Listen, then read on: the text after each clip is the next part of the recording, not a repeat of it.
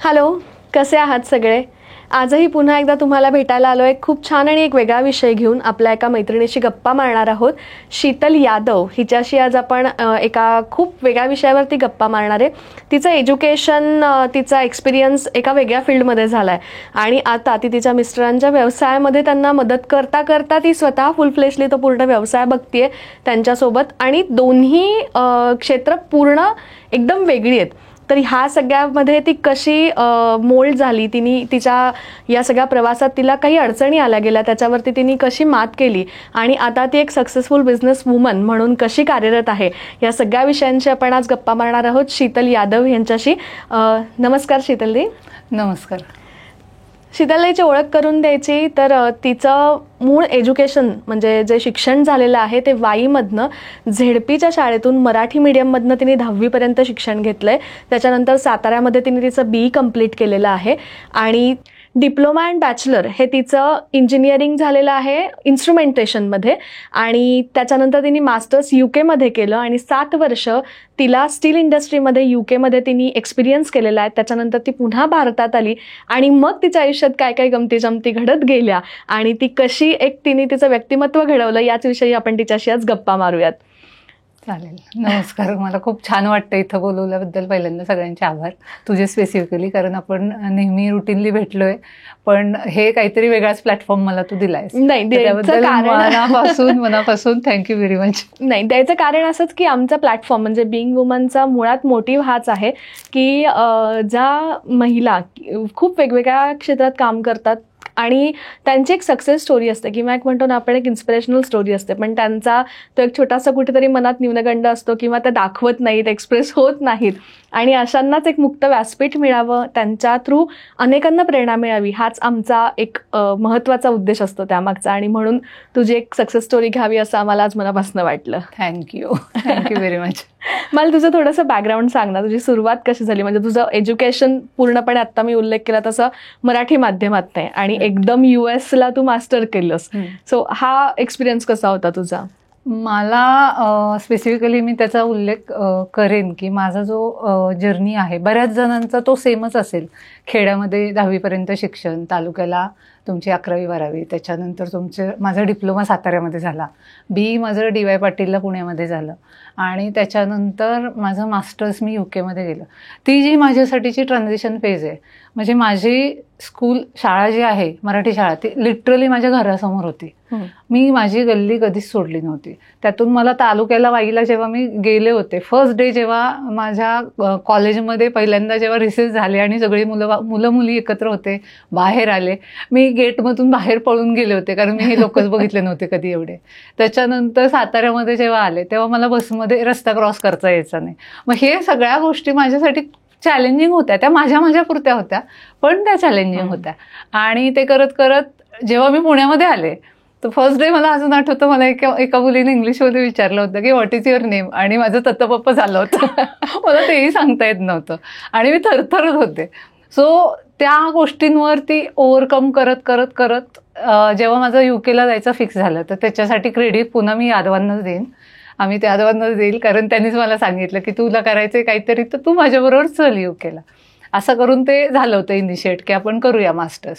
आणि मग आम्ही गेलो तिकडे. तिथे सुद्धा तीच अवस्था होती की आपल्याला इंग्लिश बोलता येत नाही. आणि त्याच्यामध्ये पण एक मेजर किस्सा झाला होता की आमचं लगेज आहे, आम्हाला माहितीच नव्हतं की कनेक्टिंग फ्लाईटला लगेज डायरेक्ट लास्ट डेस्टिनेशनला मिळतं. आम्ही मध्येच एका डेस्टिनेशनला जिथं ब्रेक होता तिथे आमचं लगेज शोधत फिरत होतो आणि आम्हाला इंग्लिश बोलता येत नव्हतं. आम्हाला मग एक ट्रान्सलेटर दिला होता हिंदीवाला. मग त्यांनी सांगितलं की तुमची फ्लाईट 5 मिनिटात निघणार आहे, तुम्ही पळत जा म्हणून गेटला. तो हा किस्सा झाला होता आमचा फर्स्ट फ्लाईटला. सो हे सगळ्या गोष्टी आहेत ना, त्यांनी कॉन्फिडन्स जात पण होता आणि येत पण होतं. वेगळ्या पद्धतीने डेव्हलप होत पण होतो. सेल्फ डेव्हलपमेंट करत गेलो. मग त्यामुळे मग तिथं कुठंतरी की शिकवायला सांगायला कोणी नाहीये, जे काही येते ते फेस करा आणि पुढे चाला. मग त्याच्यामध्ये असा मेंटॉर वगैरे कोणी नाही की हे इथं गेल्यावर असं करायचं. इथं आता आपण आपल्या मुलांना खूप सांगतो, खूप सारी इन्फॉर्मेशन त्यांना अवेलेबल आहे. त्यावेळेस मला काहीच माहिती नव्हतं. असंच म्हणजे की जायचंय जाऊया, काही विचार नाही पुढचा मागचा, त्याला काही आपल्याला काही म्हणजे रिस्क असेसमेंट असते ती काही नाहीये. करायचे, करत जायचं, दुसरा विचारच नाही, इथून गेलं की तिथे पोहोचणार आहे एवढाच विचार डोक्यामध्ये. असं करत तो एज्युकेशनचा प्रवास पूर्ण झाला. UK मध्ये गेल्यानंतर पण खूप चॅलेंज हे होतं की इंग्लिश बोलता येणं. आणि मग त्यासाठी मी रेस्टॉरंटमध्ये जॉब घेतला होता, म्हणजे पार्ट टाइम जॉब करायचाच होता. ॲज अ वेट्रेस मी काम करत होते तिथे पार्ट टाइम. कॉलेज सांभाळून ते करायला लागत होतं. पण तिथे फायदा काय व्हायचा, तिथे मी कस्टमर्सशी कम्युनिकेट कंपल्सरी करायला लागायचं. मग त्याचा मला इकडे बोलण्यासाठी जी माझी कम्युनिकेशन डेव्हलपमेंट होत गेली ती तिथे झाली जास्त.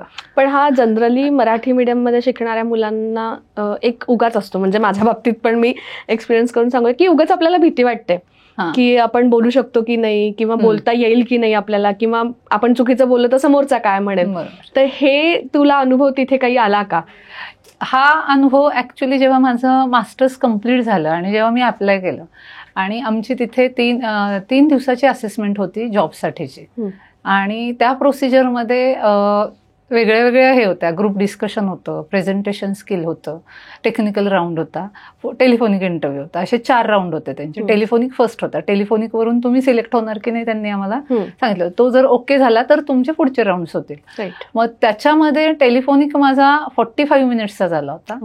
आणि दॅट वॉज लाईक मला त्यांचा ईमेल आला की तुम्ही यू आर सिलेक्टेड थ्रू दिस. तो पूर्ण इंग्लिशमध्ये झाला? हा, तो पूर्ण. तिथे कोण माझ्याशी मराठीत बोलणार आहे? म्हणजे पहिलं तू आयुष्यात एवढं इंग्लिश बोललं असेल? कंटिन्युअस. तर तिथे तो व्यवस्थित झाला आणि तो जनरल होता, एकदम जनरल होता. आणि त्याच्यामध्ये पण मी जे माझ्या लाईफमध्ये घडलं तेवढंच सांगितलं होतं. मी काहीच सांगितलं नव्हतं वेगळं. म्हणजे मी काहीच तयारी पण केली नव्हती, कारण माझा फुल कॉन्फिडन्स होता की आपलं काही होणार नाहीये. मग त्यामुळे मेंटल पीस होता की होणारच नाहीये तर करून बघूया. म्हणजे ती कॉन्शियसनेस तो गेला होता माझा बोलताना. आणि तो जनरल टॉक झाल्यासारखा झाला आणि त्याच्यात थ्रू झाले. त्याच्यानंतर टेक्निकल राऊंड आणि प्रेझेंटेशनला आम्हाला ऑन द स्पॉट टॉपिक दिला होता. त्या टॉपिकमध्ये तुम्हाला डिस्कस प्रेझेंटेशन तयार करायचं. 10 मिनिटाचं होतं, 8 मिनिटं बोलायचं, 2 मिनिटं क्वेश्चन आन्सर. आणि 4 जणांची टीम बसली होती, सगळे स्कॉटिश होते. आणि तिथे त्यांच्यासमोर तो झाला. 8 मिनिटाचं प्रेझेंटेशन दिलं, 2 मिनिटात क्वेश्चन आन्सर सांगितले. तो पण ओके झाला. त्याच्यानंतर ग्रुप डिस्कशन होतं. ग्रुप डिस्कशनमध्ये 15-20 जण होते, म्हणजे अख्खे जेवढे इंटरव्ह्यूला आलेत त्यातले ग्रुप्स केले होते त्यांनी. आणि त्याच्यात असं कन्क्लुजन काही काढायचं नव्हतं. एक हेल्थ अँड सेफ्टीच्या इश्यूप्रमाणे काढलं होतं, आम्ही केलं होतं. आणि त्याच्यामध्ये लास्ट जेव्हा कन्क्लूड करायचं तर की डिसिजन घ्यायचा नाही घ्यायचा, तर त्याच्यावरती मी तो सेफ्टीवरती तो डिसिजन घेणं चुकीचं हे सांगितलं होतं. तर त्या पॉईंट्समध्ये मग ते सगळं झालं. आणि नंतर मला एकदम एक 15 दिवसांनी त्यांचा मेल आला. सो दॅट वॉज लाईक, अरे आपण केलंय, म्हणजे झालंय आपलं सिलेक्शन, कसं शक्य आहे. आणि 7,500 ॲप्लिकेशन्स होते, त्यातले पूर्ण युरोपसाठी 250 जण काढणार होते. त्याच्यात तू सिलेक्ट झाली? त्याच्यात मी सिलेक्ट झाले. सो दॅट वॉज लाईक, ती माझ्यासाठी खूप मोठी अचिव्हमेंट. तो कदाचित आपण असं म्हणत की एक सेल्फ डेव्हलपमेंट, जसं तू मगाशी म्हणताना म्हणली की तू ते होत गेली, तो एक एक्सपिरियन्स येत गेला आणि त्याच्यामधनं स्वतः मोल्ड होत घेऊन तो एक कॉन्फिडन्स पण बिल्ड झाला स्वतःमध्ये. पण त्याच्यात पण कॉन्फिडन्स बिल्ड झाला, तो मला माहिती नव्हता त्यावेळेस. पण त्याच्यात गंमत आहे, जेव्हा मी जॉईन केलं तेव्हा माझा इंटरव्ह्यू घेणारा जो होता स्टीव्ह म्हणून होता एक जण, तर त्याला मी बोललो होतं की माझं जेव्हा अप्रायझल आलं त्यावेळेस माझं 1-to-1 जेव्हा झालं, तर मला त्यावेळेस मी डायरेक्ट सांगितलं की Steve, I feel that I don't speak proper English. And he was like, you speak polished English. आणि मला त्यावेळेस ते क्लिक नाही झालं की तो काय म्हणतोय. तर तो म्हणाला की you Indian normally speak grammatically correct English. जे की आपल्याकडे जर तसं आपण बघितलं तर मराठीमध्ये आपण स्लँग वापरतो की कुठे तू आपण असं नाही म्हणत कुठे आहेस तू, असं पूर्ण वर्ड नाही वापर, कुठे तू. तिथे पण तशीच येते लँग्वेज. त्यावेळी मला कुठेतरी क्लिक झालं की अरे आपण उगाचच भाऊ केलाय. मी बोललेलं त्याला कळते, तो बोललेला मला कळतोय, विषय संपला. मग मी तिकडं तो इज दॅट ही शी कुठे वापरते त्याच्याशी काही घेणं देणं नाही. मग तिथे माझा तो हे निघून गेला, कॉन्शियसनेस निघून गेला इंग्लिशचा. त्यामुळे मी मग मुली मला जेव्हा झाल्या त्यावेळेस मी स्ट्रिक्टली घरात कंपल्सरी मराठी ठेवले, मराठीतच बोलायचं. स्कूलमध्ये तुमची काही इंग्लिशची डेव्हलपमेंट होईल ते होईल. म्हणजे माझ्या मुलींना कितीतरी दिवस माहिती नव्हतं की त्यांच्या बाबांना मराठी इंग्लिश येतं बोलायला, त्याच्यासाठी काही लिहिताना त्या मराठीमध्ये नोट लिहायच्या. आणि त्यांना वाटायचंच नाही, कारण स्कूलमध्ये सगळीकडे मी जाते त्यांच्याबरोबर. मग त्यांना वाटायचं की आपले बाबा शाळेतच गेले नाहीत कधी, त्यांना इंग्लिश येतच नाही. नाही, पण ही म्हणजे छान नोट आहे ही, की आपण आपली भाषा म्हणजे आपली जी मातृभाषा आहे ती जपली पाहिजे आणि त्याची सुरुवात अशी प्रत्येकाने आपापल्या घरात केली पाहिजे आणि ठेवलं पाहिजे. सो ते कारण त्याचं असं आहे. आणि की आम्ही दोघंही आमचं खेड्यातलं बॅकग्राऊंड आहे. माझे सासू सासरे किंवा माझे आई वडील इंग्लिश बोलणार नाहीत. यांना मी हाय वाय शिकवून ते त्यांच्याशी अटॅचमेंट कशी होणार. मग तो एक होता. त्यामुळे मी मोठी मुलगी माझी युके मध्ये, दोघी जन्माला तिकडे झाल्या, पण मोठी बोलायची ट्रान्झिशन तिची तिथे होती. तिला मी आई बाबा शिकवलं होतं तिथे, की आई बाबाच म्हणतात त्या दोघी जणी, पण ती म्हणायची कशी आय, ते टोनिंग असेल. मग नंतर इकडे आल्यानंतर ते चेंज झालं तिचं. पण ते माझं होतं की मला आई शब्द फार आवडतो, त्यामुळे मी ते आई बाबा शिकवलं होतं त्यांना, कारण मी माझ्या आईला आईच म्हणते. म्हणून मग मला ते आई शब्दाचं फार वेड होतं पहिल्यापासून, की म्हणलं तर ते मम्मा मम्मी नाही आवडत. नाही, आपण म्हणतो असं ना, दोन्ही भाषा म्हणजे व्यावहारिक ही इंग्रजी पण तुम्हाला आली पाहिजे, पण तुमचं जे मूळ आहे, मातृभाषा तुमची जी मराठी आहे, तो कनेक्ट सुद्धा तुमचा राखला पाहिजे आणि राहता आला पाहिजे. शीतल यादव म्हणजे त्यांचे मिस्टर अमित यादव यांची इमेन्स कल्चर प्रायव्हेट लिमिटेड म्हणून कंपनी आहे. 2014 पासून ते करतात आणि ज्याच्यामध्ये ते अनालिटिकल अनालिसिस करतात. Analytical analysis for pharmaceutical. Okay, right. त्याच्यामध्ये ते करतात. आणि हा पॉइंट वरती मी घ्यायचा विषय की युके मधनं तुम्ही इकडे आल्यानंतर पुन्हा भारतात शिफ्ट झालात आणि तू अमित सरांची कंपनी तिथे जॉईन केलीस आणि आता पूर्णपणे तू ती बघतीये जसं मी इंट्रोडक्शन मधनं. तर हा एकदम ग्राफिकल एक चेंज कसा काय झाला अचानक? व्हर्साटाईल करिअर झालंय माझं, असं म्हणेन मी. युके मध्ये असतानाच अमितला पहिल्यांदा जाण्याचं कारणच होतं की मला फंड्स गोळा करायचे, मला इन्व्हेस्टमेंट गोळा करायची, माझं स्वतःचं काहीतरी करायचं, पण ते माझ्या देशातच करायचंय. तर तो कायम त्याचा तो होता पॉइंट. आणि मला नाही माहिती, पण माझ्या मास्टर्सला तो कारणीभूत असल्यामुळे मी काय केलं होतं की मी एक गोष्ट माझ्या मनाशी ठरवली होती की हा माणूस जे काय म्हणेल ते आपण करायचं, का तर त्यांनी आपल्याला युके पर्यंत पोहोचवलंय.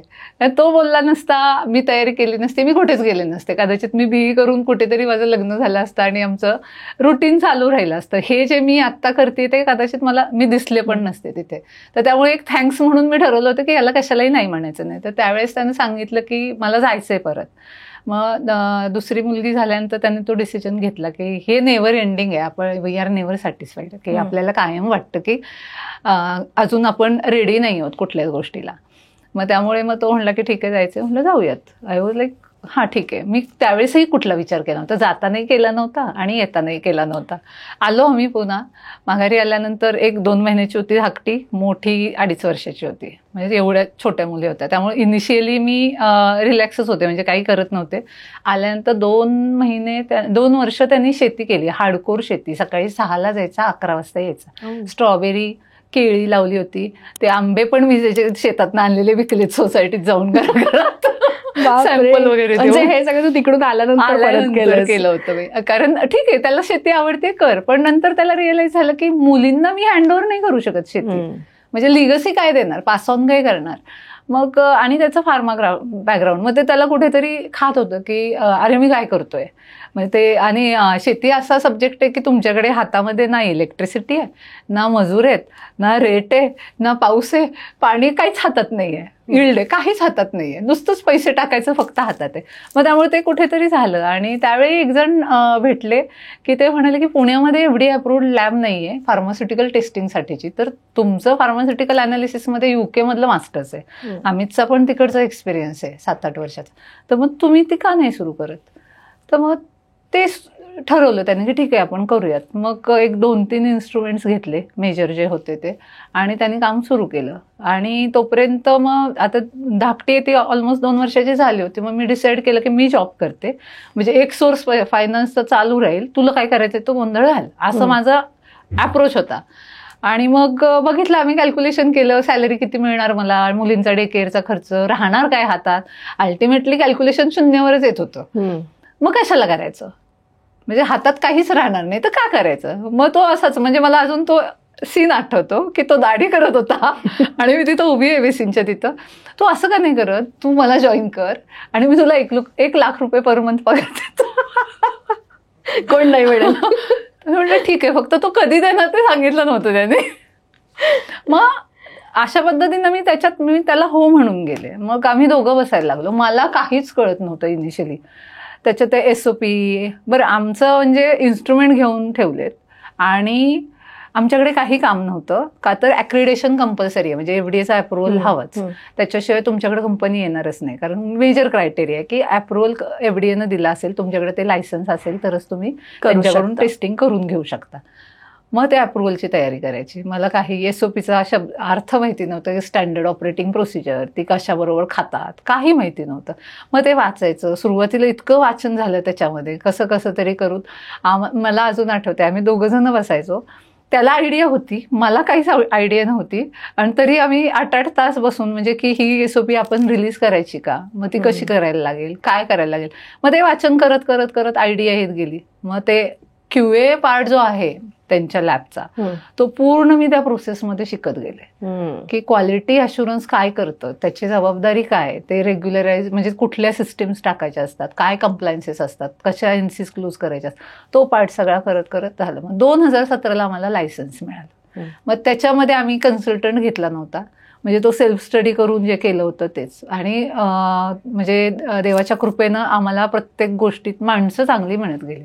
मग त्यामुळे थँक्स टू गॉड की नेहमी आमच्या भोवती अशी चांगली माणसं देवाने दिली की ती आम्हाला पोटाला धरून की हा ठीक आहे होईल. तुमचा उद्देश चांगला आहे, त्याच्यामुळे बाय डिफॉल्ट तुम्हाला त्याचं फळ पण चांगलं मिळत जातं त्या कामाचं.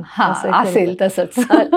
लॅबमध्ये कुठल्या प्रकारचे म्हणजे टेस्टिंग होतात किंवा कुठल्या कंपनीज तुम्हाला अप्रोच होऊ शकतात? लॅबमध्ये बेसिकली फार्मास्युटिकल अनालिसिस आहेत. कोर फार्मास्युटिकल टेस्टिंगची कंपनी आहे ही.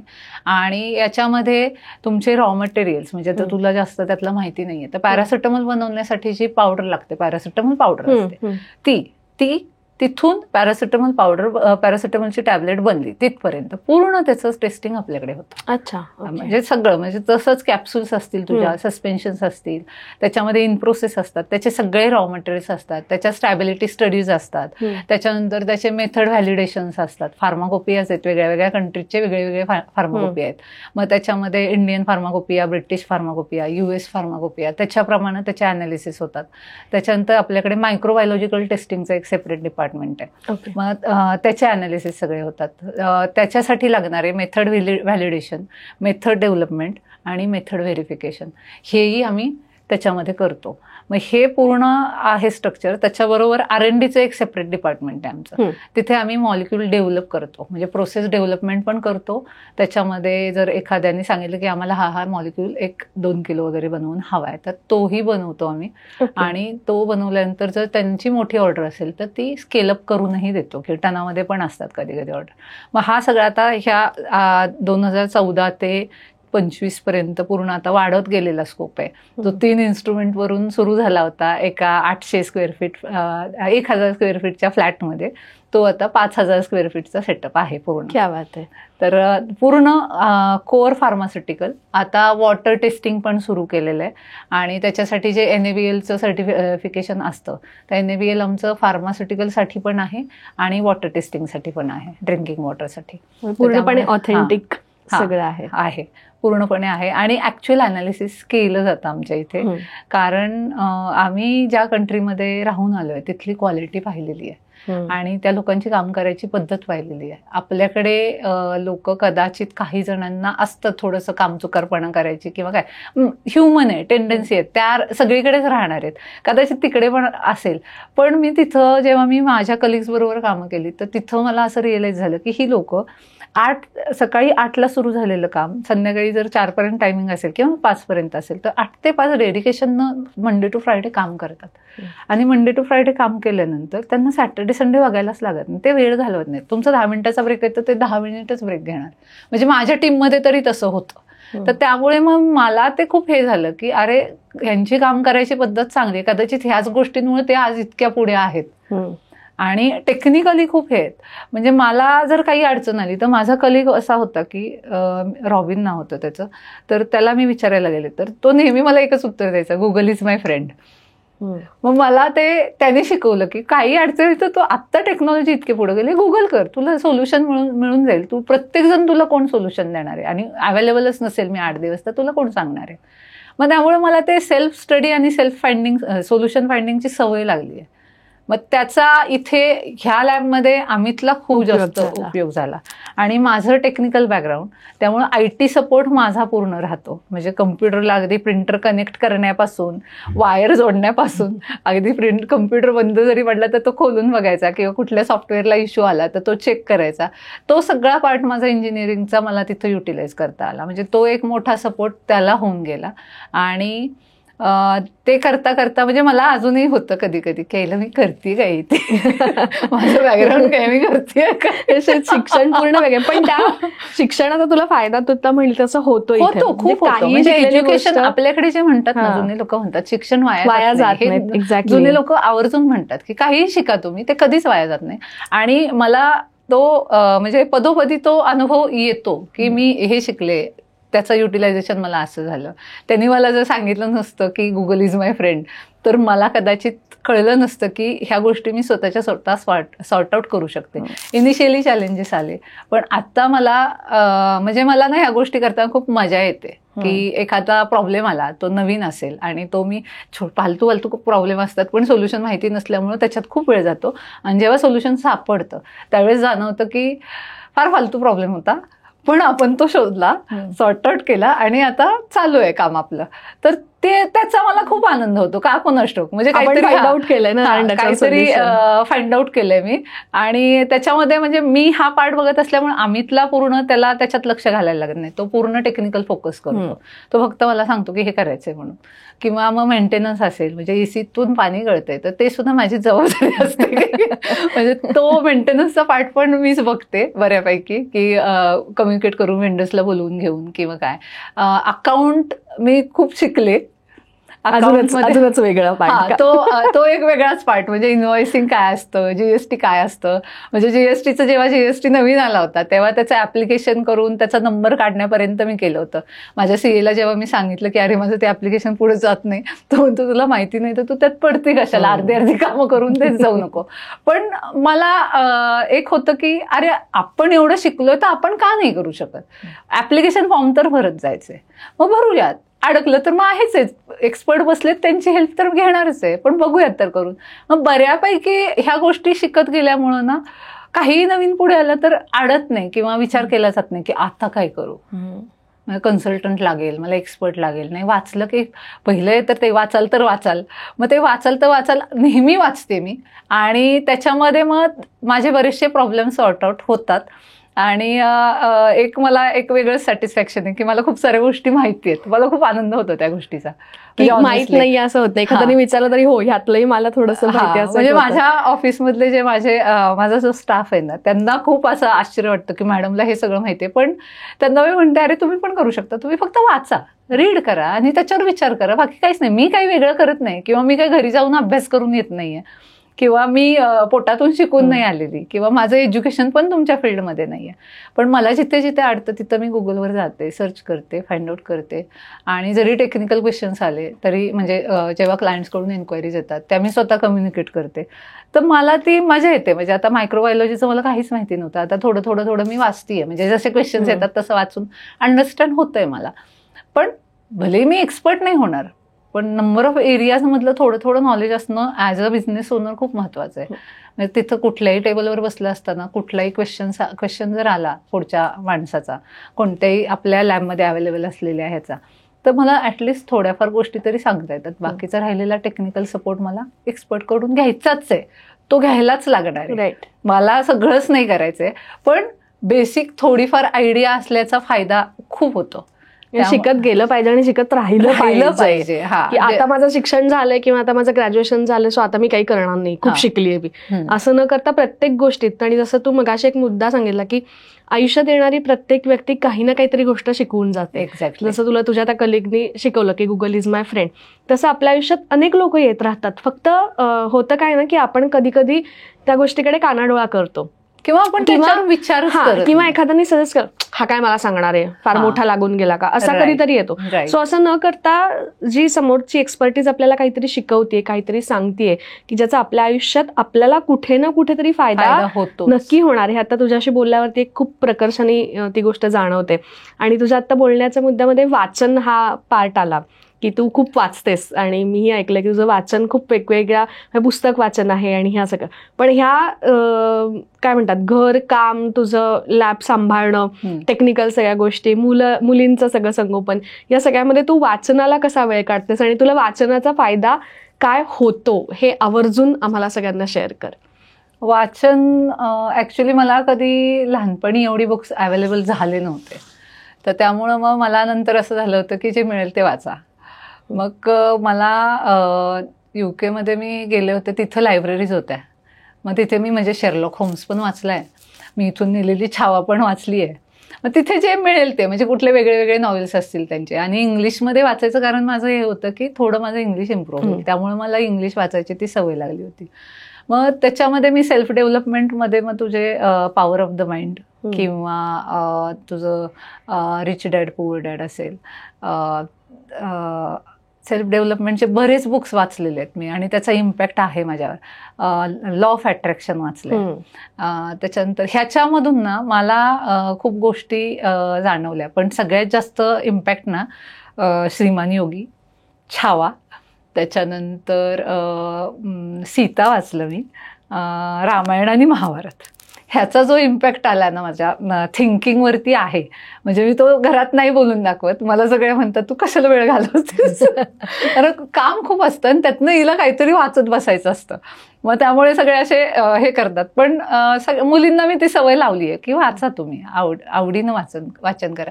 तर ह्या 5-6 ह्याचा जो इम्पॅक्ट आहे ना, तर डिसिजन मेकिंग त्यांचं बघितलं. किंवा इव्हन मी तुला पण सांगितलं असेल, शरद तांदळेंचं मी हे वाचलं होतं, रावण वाचलं होतं. ते रावणाच्या त्यानं जे कामं केली, तर त्याच्यामध्ये मी हे ऑफिस चालू असताना वाचल्यामुळं मला एक गोष्ट, ह्या सगळे वाचताना मी पुन्हा सगळी ती पुस्तकं वाचायला सुरू केली. कारण त्यावेळेस मी बिझनेस नव्हते करत, त्यामुळे मी तसा विचार करत नव्हते. पण आता बिझनेस करत असल्यामुळे ह्या बुक्स पुन्हा वाचायचं कारण एकच होतं की अरे ह्यातनं माझ्या थिंकिंगवरती चेंजेस येत आहेत. तर डिसिजन मेकिंग जो आहे त्यांचा, की असं नाही की हां हे आज ठरवतोय आणि हे 4 दिवसांनी एक्झिक्युशन करायचे. त्यांचं तसं नव्हतं की आज बसलेत दरबारात आणि लगेच तयारी करा की लगेच संध्याकाळी निघा मोहिमेवरती. ह्या स्पीडमध्ये त्यांची कामं होती.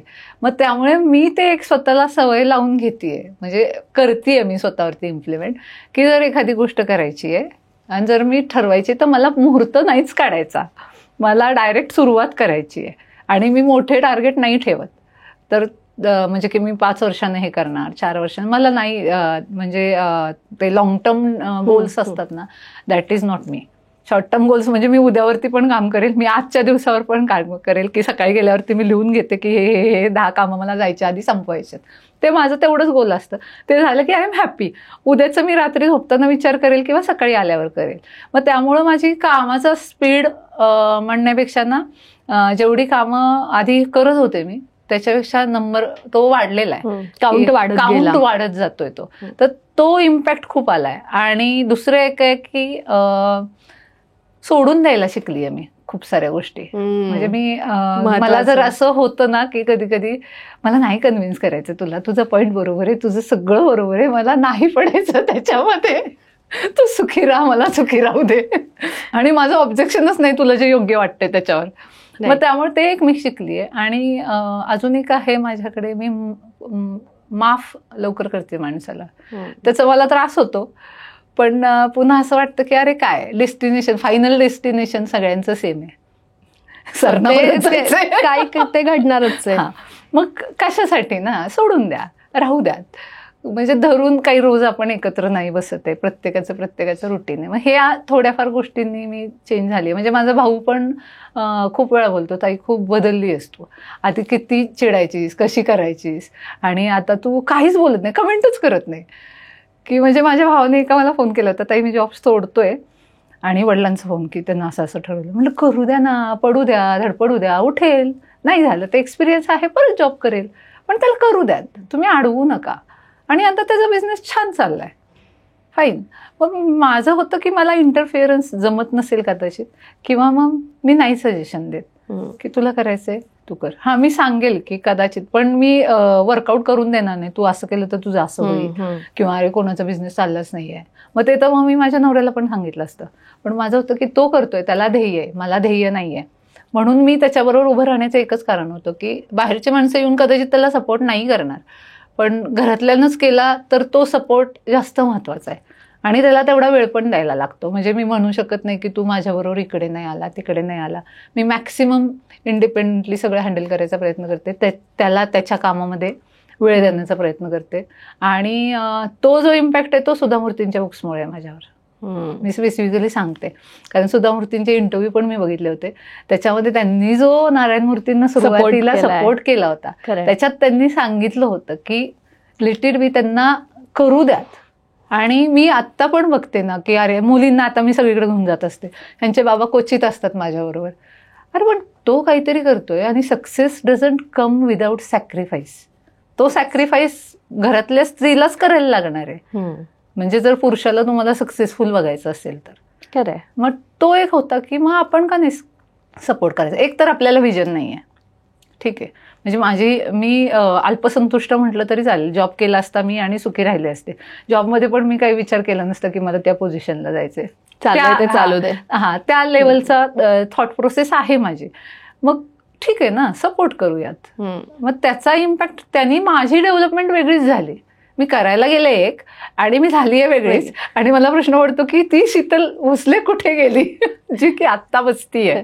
पण या वाचनाचा तुझ्यावरती खूप जास्त इम्पॅक्ट पडला. म्हणजे रादर आपण असं म्हणू की वाचनाने तू घडली आणि अजूनही घडतीयस. येस, की वेगवेगळ्या गोष्टी. सो वाचन खूप महत्वाचं आहे. म्हणजे प्रत्येकाने वाचलंच पाहिजे. काहीही वाचा, पण वाचा. म्हणजे असं म्हणणार नाही की तुम्ही नॉव्हेल्स वाचू नका. नॉव्हेल्समध्ये पण एक एक कॅरेक्टर असतो, त्याची ती ताकद दाखवलेली असते. म्हणजे मूव्हीजमध्ये जसा हिरो दाखवलेलं असतं, त्या नॉव्हेल्समध्ये पण तसंच असतं, किंवा त्याचं ते लाईफ पूर्ण दाखवलेलं असतं. त्याच्यातून कळतं ना की बाबा कसं फाईट करायचंय आणि अल्टिमेटली सक्सेसफुल व्हायचंय.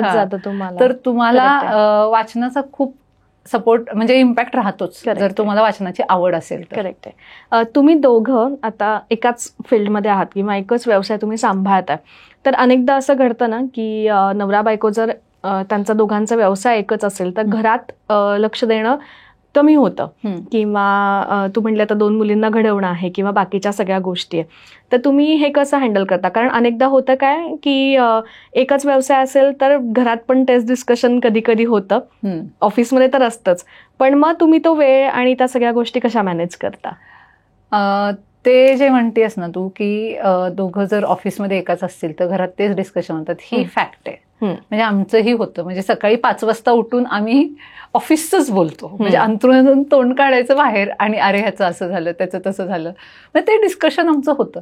पण माझी मोठी मुलगी जी आहे ती साधारणपणे 3-4 वर्षाचीच होती. आम्ही ऑफिसबद्दल घरात बोललो की ती म्हणायची तुम्ही ऑफिसबद्दल घरात बोलायचं नाही दोघांनी.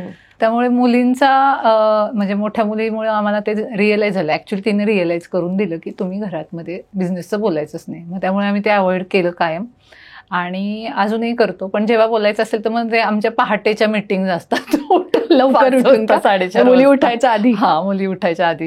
म्हणजे माझा भाऊ पण म्हणतो मला ते जेव्हा आवडतं, तुम्ही उठता, आम्ही चहा बनवतो, तो माझ्यासाठी रोज चहा बनवतो,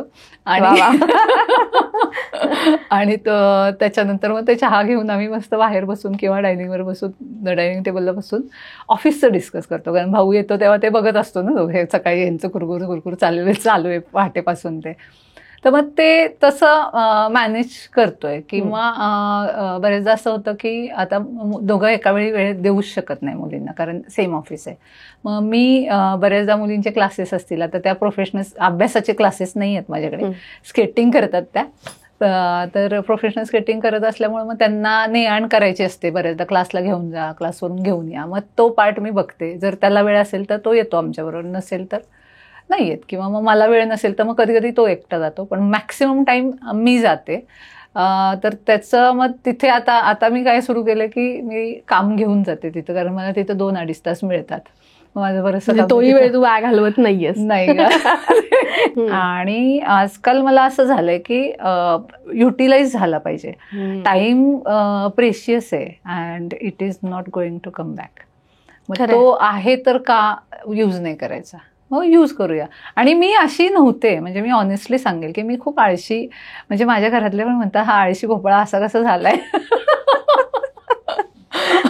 तर Drastic change झालाय ड्रास्टिक एकदम. चेंज झालाय.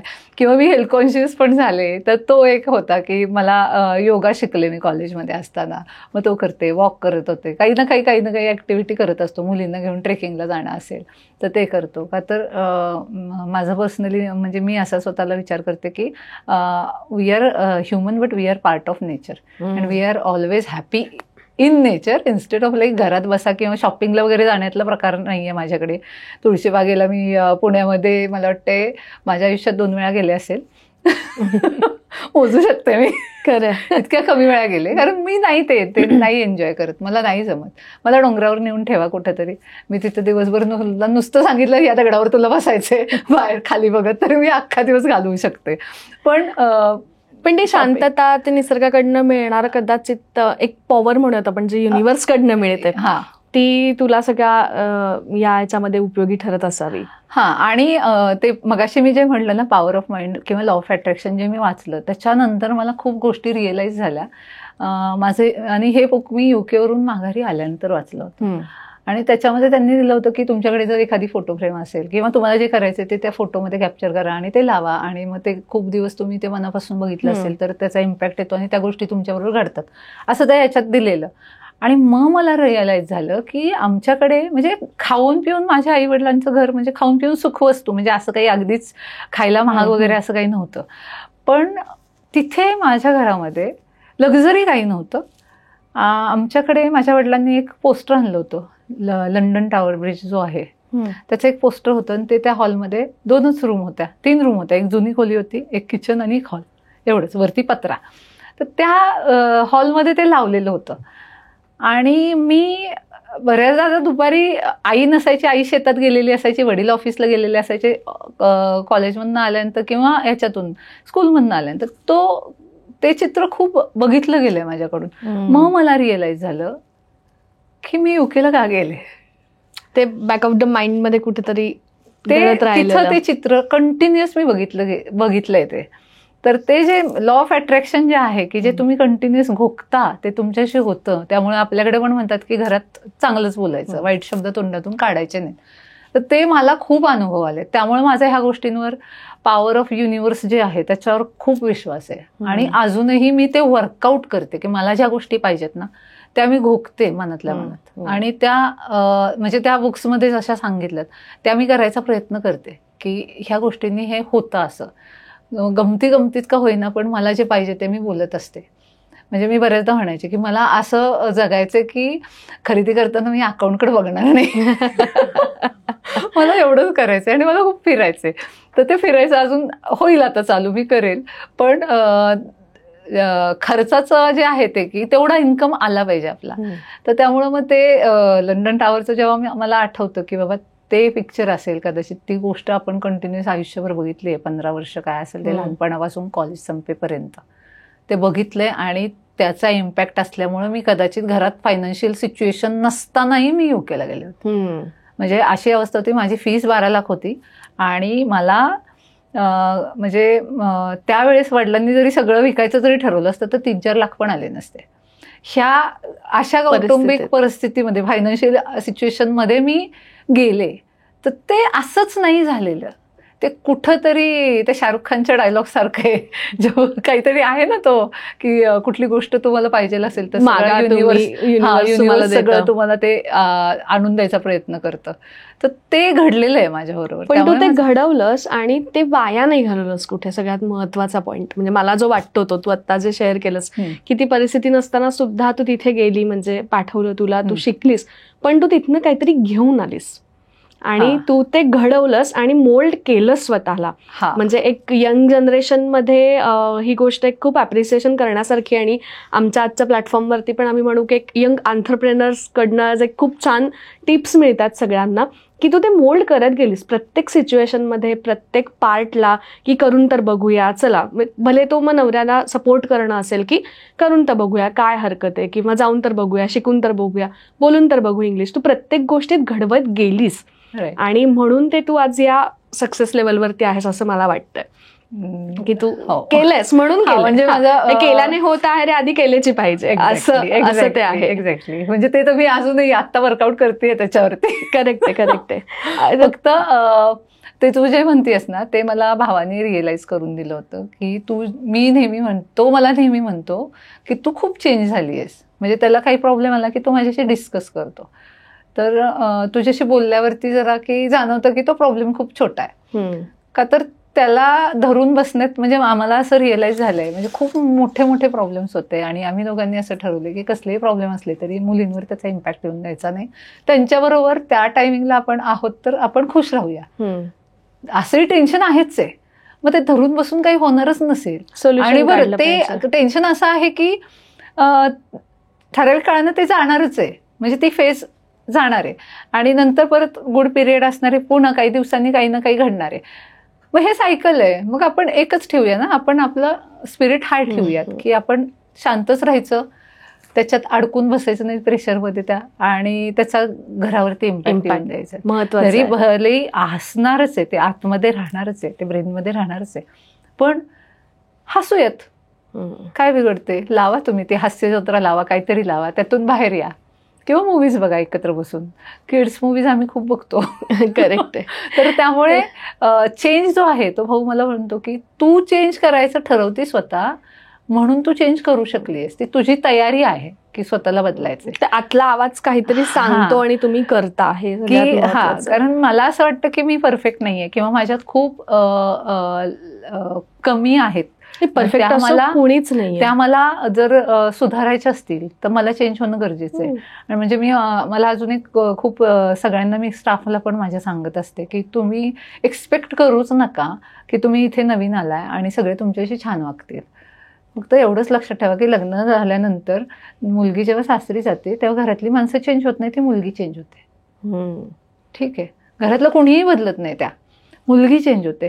म्हणजे एवढंच आहे की जर तुम्हाला त्यांच्यावर राहायचंय तर adapt that change your self, आणि तुमच्यासाठी ते चांगलं फायद्याचं आहे.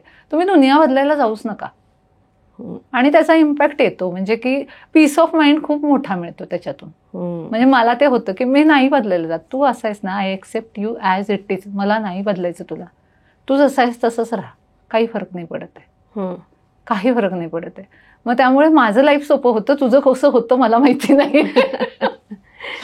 आता व्यवसाय सांभाळताना अनेक चॅलेंजेस येतात, वेगवेगळ्या आलात. कधी कधी असं होतं की बास आता थांबूया तिथे एका पॉइंटला. तर ही येणारी चॅलेंजेस याच्यावरती ओव्हरकम कसं केलंस, किंवा असं काही एखादा महत्त्वाचं लक्षात राहिलेला पॉईंट आहे का, किंवा आता तुम्ही बाहेर पडण्यासाठी काय माइंडसेटनी तू काम करतेस? व्यवसाय सांभाळताना म्हटलं तर ॲक्च्युली ह्याच्यामध्ये अमित खूप स्ट्रॉंग आहे की तो फार म्हणजे सगळं टेन्शन घ्यायला, मी त्याला चिडवत असते की टेन्शन घ्यायला याने एक माणूस ठेवलाय, ते मी आहे. सगळं टेन्शन फक्त मी घेते, त्याला नाही आहे टेन्शन. म्हणजे त्याचा एवढा विश्वास आहे की तो मला नेहमी म्हणतो की आपल्याकडे होतं काय, आपण युकेला गेलो तेव्हा काय होतं, एक बॅग घेऊन गेलो होतो आणि जे काही लोन काढलं होतं ते घेऊन गेलो होतो. मग जर आत्ता काही झालं तर ऑलरेडी आपण शून्यातनं उभं केलंय, परत सुरुवात करूया. तर त्याला तो येतच नाही. म्हणजे ती जी भीती आहे की कसं होणार, नाही येत त्याला, किंवा त्याचं डिसिजन मेकिंग खूप स्ट्रॉंग आहे. माझं एवढं नाही. मी ॲज अ वुमन मला कुटुंब सुरक्षित पाहिजे, फायनान्शियली असेल, मेंटली असेल, कसे असेल. पण त्याला तसं नाही आहे की त्याला त्याचं जे व्हिजन आहे, मला हे करायचं ते करायचं ते करायचं, तो त्याच्यामागं हे असतो की मग मला त्याला सांगायला तर होल्ड ऑन युअर हॉर्सेस, हळू आपण थोडंसं कॅल्क्युलेटेड रिस्क घेऊयात. कारण आता मुली मोठ्या झाल्यात थोड्याशा, त्यांच्याकडे पण बघायचं आहे, त्यांचे एज्युकेशन्स येतील. पण हे जेव्हा कुठलाही मेजर प्रॉब्लेम येतो ना, तर त्याचं उत्तर मला हे असतं की म्हणजे मी जरी थोडी घाबरले किंवा मला जरी स्ट्रेस खूप जास्त आला तर त्याचं उत्तर येतं, काही नव्हतं आपल्याकडं, आता आहे. जास्तीत जास्त काय होईल, शून्य होईल. आपण युकेवरून आल्यावर शून्य झालो होतो, युकेला जाताना शून्य होतो, तिथे तू सेटल झालीस, सगळं व्यवस्थित झालं, तू परत माघारी आलीस, परत झिरो झालीस, परत वर चाललीस, ते परत झिरो होईल. होणार काय, अप अँड डाऊन चालूच राहणार आहे. मग त्यामुळे त्याच्याकडून मला ती प्रेरणा मिळते की मी जरी घाबरत असले तरी तो स्थिर असल्यामुळं मी बाकीचं मग रिलॅक्स राहायला शिकलीये. आणि माझा तो विश्वास झालाय की ती जाती, कितीही टेन्शनची फेज असेल ना ती निघून जाते. काळ सगळ्यावरती एक उत्तर असतं आपण म्हणतो. एक्झॅक्टली. फक्त ते सिच्युएशन द्यायला पाहिजे. त्याच्यामध्ये तुम्ही काहीतरी विचित्र डिसिजन नाही घ्यायला पाहिजे. मेंटली डिप्रेस होऊन अगदीच मग आता माझं सगळं संपलंच, आता काही खरंच नाही, म्हणजे अशा होतात बिझनेसमध्ये लॉसेस वगैरे झालेत तर लोकांनी जीव वगैरे दिलेले आहेत, सुसाईड्स झालेले आहेत. तर काही गरज नाहीये ना, पैसा सगळं नाहीये. तुम्हाला जर 2 वेळची भाकरी कमवायची तर ते तुम्ही कसल्याही जॉबमध्ये कमवालच की. हळूहळू पुन्हा उभं राहायचंय आणि ह्याला वेळ लागणारच आहे. प्रत्येक गोष्टीला वेळ लागतोच. मग ते अप अँड डाऊन तर खूप मोठ्या मोठ्या बिझनेसमॅनला पण चुकले नाही, तर आपण तर खूप छोटे आहे. म्हणजे मन खूप, म्हणजे त्याला जर तुमचा कंट्रोल नसेल तर मग ते खूप डेंजर प्रकार आहे. चंचल मनाला कंट्रोल करणं म्हणजे त्या सिच्युएशनमध्ये जेव्हा तुम्ही डिप्रेस आहात. म्हणजे मी गेलीये 2-2 वर्ष मी डिप्रेशनमध्ये राहिलीये, पण मी कायम स्वतःवर वर्कआउट करत राहिलीये की सकाळी उठून योगा करेल, सूर्यनमस्कार करेल, काही ना काही करत राहील, वाचन करेल. मला माहितीये की माझं माइंड भरकटते, मी रात्री झोप येत नाही मला, मी वाचत बसते. म्हणजे मला सगळे म्हणतात की तू का रात्र रात्र वाचत बसते, तर त्यांना माहिती नाहीये की मला टेन्शनमुळे झोप येत नाही म्हणून मी वाचन करते. आणि मग ते वाचता वाचता माझी झोप लागून जाते, का तर माझं माइंड मी डायव्हर्ट केलेलं असतं. जर मी तशीच झोपायचा प्रयत्न केला तर मला झोप लागणार नाही. म्हणजे कधी कधी अशा फेजेस येतात. मग त्यावेळेस माझं सोल्युशन हेच असतं की वाचन करा, कारण झोप येत नाही तर मी सरळ पुस्तक काढून बसते. मग त्याच्यात मला झोप लागून जाते, कारण वाचता वाचता मग आपण त्याच्यात अडकत जातो आणि झोपून जातो. मग ते होतं माझ्याबरोबर. त्यामुळं माझ्यासाठी तरी रेमेडीज ह्याच असतात की आहे त्यात शांत राहणे, जास्त गोंधळ न करणे आणि जे चालू आहे ते चालू राहून देणं.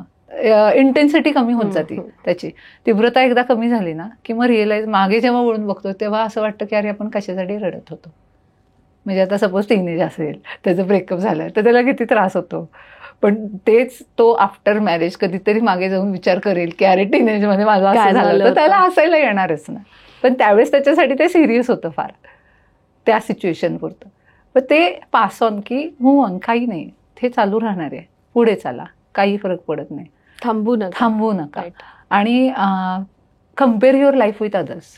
म्हणजे मी नेहमी ते बघते की आता दीनानाथला मी गेले होते तर तिथं कॅन्सरचं एवढं मोठं युनिट आहे, कितीतरी लोक आहेत. मग त्यांच्याकडे बघून असं वाटतं की माझं खूप छान आहे, देवानं मला अजून तरी व्यवस्थित ठेवलेलं आहे, थँक्स टू गॉड. मग त्यांचा त्रास बघितल्यानंतर जे कॅन्सर फेस करतायत किंवा काही अगदी असे डिसिजेस असतात की काहीच करता येत नाही, मग देवानं आपल्याला छानच ठेवलंय ना.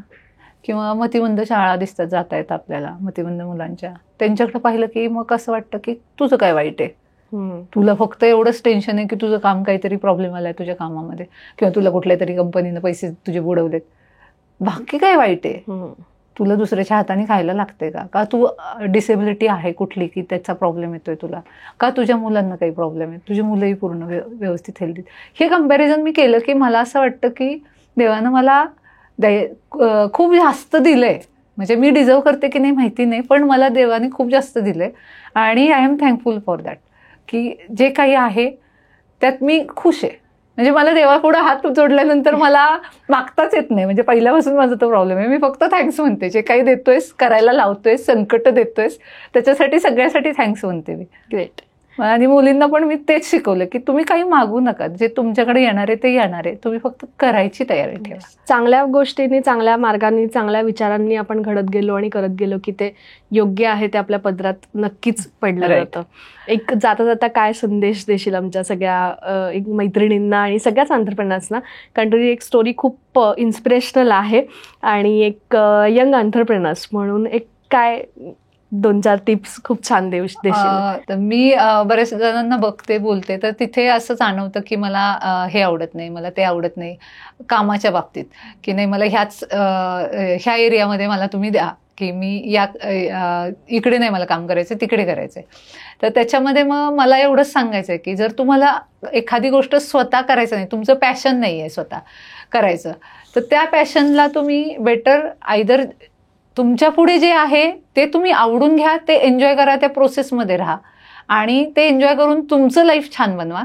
किंवा दुसरी गोष्ट आहे की जर तुम्हाला पॅशन आहे तर तुम्ही त्या पॅशनवर खूप प्रेम करून ते करिअरमध्ये हे करा, पण थांबवू नका कुठं की मला यात काम करायला मिळालं नाही म्हणून मी जॉब सोडतोय. नका करू. जे आहे ते ॲटलिस्ट, लोकांना जॉब मिळत नाहीत तर ते तुम्ही युटिलाइज करा. जे काही आहे समोर येते ते एन्जॉय केलं ना तर तुमचं लाईफ खूप छान होऊन जाईल.